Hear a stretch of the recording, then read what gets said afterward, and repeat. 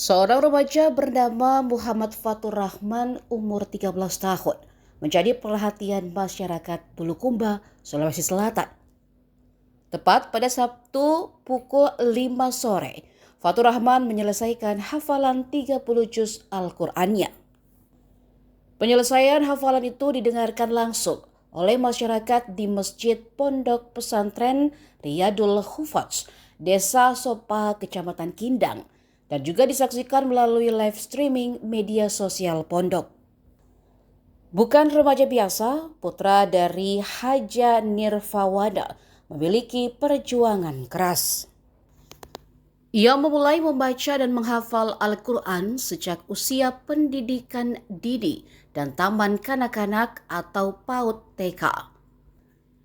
Kata sang ibu, sejak kecil anaknya itu memiliki bakat menghafal Quran. Atas potensi itu sehingga Nirfawana yang juga seorang pengusaha gabah menuntun anaknya dengan menyekolahkan ke pondok pesantren. Melihat anaknya sedang ujian tasmi, beberapa kali air mata Nirfawana berlinang. Ia mengaku bangga dan terharu anaknya bisa menghafal Al-Quran. Ia mengungkap bahwa saat anaknya masuk pondok sempat berpindah-pindah. Dari Kabupaten Nrekang lalu ke Makassar, selanjutnya kembali ke Bulukumba. Karena bahagia dan rasa syukur, Nirfawana menghadiahi anaknya tiket umrah. Rencananya juga akan ia sekolahkan di pondok pesantren di Jakarta setelah tamat sanawiyah di pondok pesantren Riyadul Hufadz.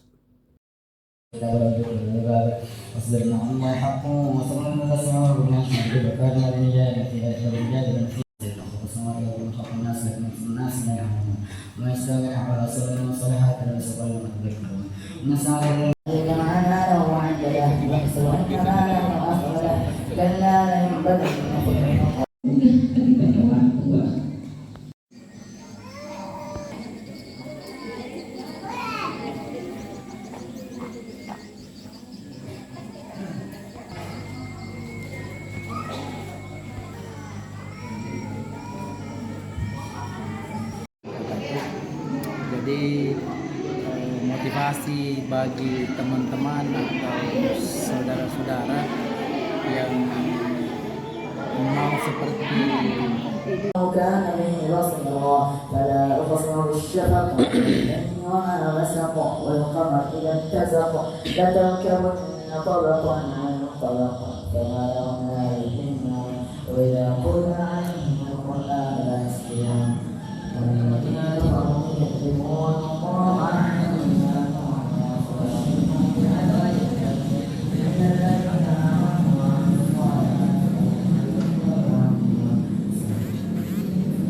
والسماء ذات البروج واليوم الموعود وشاهد ومشهود قتل أصحاب الأخدود النار ذات الوقود هم عليها قعود وهم على ما يفعلون بالمؤمنين شهود وما نقموا منهم إلا أن يؤمنوا بالله العزيز الحميد الذي له ملك السماوات والأرض وهو على كل شيء شهيد إن الذين فتنوا المؤمنين والمؤمنات ثم لم يتوبوا فلهم عذاب جهنم ولهم عذاب الحريق إن الذين آمنوا وعملوا الصالحات لهم جنات تجري من تحتها الأنهار ذلك الفوز الكبير إني بطش ربك شديد إنه هو يبدع ويعيد إنه هو يبدع ويعيد وهو الغفور ذو العرش المجيد فعال لما يريد هل أتاك حديث الجنود فرعون وثمود والذين كفروا في تكذيب الله ورائهم محمود بالقرآن مجيد في يوم محفوظ السماء والطارق وما أدراك ما الطارق النجم الساقط إن كل نفس لما عليها حافظ فلينظر الإنسان مما خلق بين الصيف والزرع إنه على ربه لقادر جواب الصادق ما له من قوة ولا ناصر والسماء ذات الرجع ذات الصدع إنه لقول وما هو بالحزن إنه بديع لديك وأكيد لديك للكافرين عنهم ولا سبح اسم ربك الأعلى الذي خلق فسوى والذي قدر فهدى والذي أخرج المرعى فجعله غثاء نحوا سنقرئك فلا تنسى إلا ما شاء الله إنه يعلم الجهل وما يخفى ويسرك اليسرى فذكر إن بعد الذكرى سيذكر من يخشى ويتجنبها الأشقى الذي يصلى النار الكبرى ثم لا يموت فيها ولا يحيا قد أفلح من تزكى وذكر اسم ربه فصلى بل تؤثرون الحياة الدنيا والآخرة خير وأبقى إن هذا لفي الصحف الأولى صحف إبراهيم وموسى هل أتاك حديث الغاشية وجوه يومئذ خاشعة عاملة ناصبة تصلى نارا حامية تسقى من عين آنية ليس لهم طعام إلا من ضريع لا اسم ولا يغني من جوع يومئذ ناعمة لسعيها راضية في جنة عالية لا تسمع فيها لاغية فيها عين جارية فيها سرور مرفوعة وأكواب موضوعة ونمارق مصفوفة وزرابي مبثوثة أفلا ينظرون إلى الإبل كيف خلقت وإلى السماء كيف رفعت وإلى الجبال كيف نصبت وإلى الأرض كيف سطحت فذكر إنما أنت مذكر لست عليهم بمسيطر إلا من تولى وكفر يعذبه الله عذابا أكبر إن إلينا إيابهم ثم إن علينا حسابهم والفجر وليال عشر والشفع والوتر والليل إذا يسر هل في ذلك قسم للحجر ألم تر كيف فعل ربك بعاد ولكن عباد التي لم يخلق مثلها في البلاد وثمود الذي يجعل الصخر بالواد وفرعون بالأوتاد الذين طغوا في البلاد فاكثروا فيها الفساد صب عليهم ربك فوق عذاب ربك للمرصاد فأما الإنسان إذا ما ابتلاه ونعمه فيقول ربي أكرمن وأما إذا ابتلاه فقدر عليه فقال ربي أهانن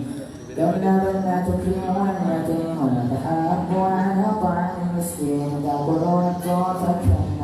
وتحبون المال حبا جما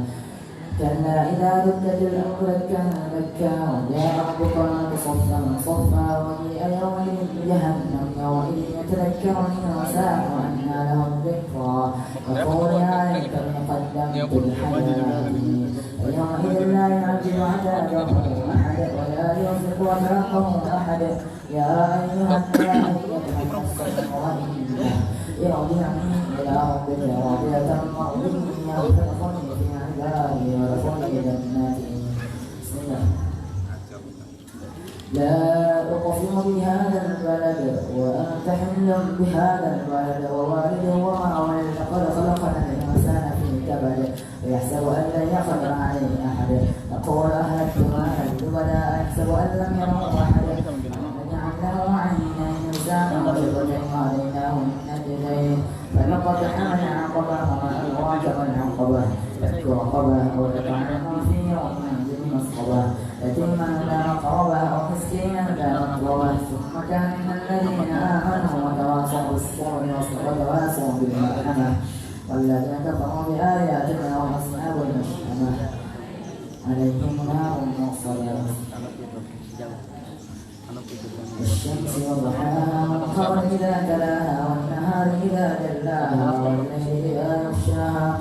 والسماء وما بناها والأرض وما طحاها ونفس وما سواها فألهمها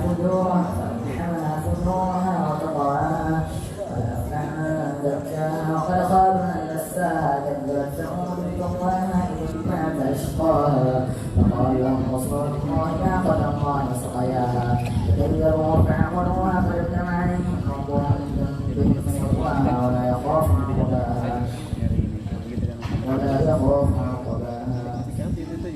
والليل إذا يغشى والنهار إذا تجلى وما خلق الذكر والأنثى إن سعيكم لشتى فأما من أعطى واتقى وصدق بالحسنى فسنيسره اليسرى وأما من بخل واستغنى وكذب بالحسنى فسنيسره للعسرى ما يغني عنه ماله إذا تردى إن علينا للهدى وإن لنا للآخرة والأولى فأما الدنيا وتلقى لا يصلاها إلا الأشقى الذي كذب وتولى وسيجنب والأتقى الذي يؤتي ماله ويتزكى